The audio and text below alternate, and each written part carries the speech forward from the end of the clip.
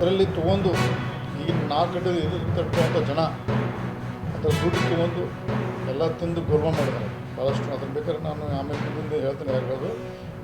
ಅದು ಒಂದು ಕಾಂಗ್ರೆಸ್ ಪಕ್ಷದ ಆಯಿತು, ಅದನ್ನು ನಾ ಮಾಡಿದ್ದು ಲಕ್ಷ್ಮೀ ತಪ್ಪು.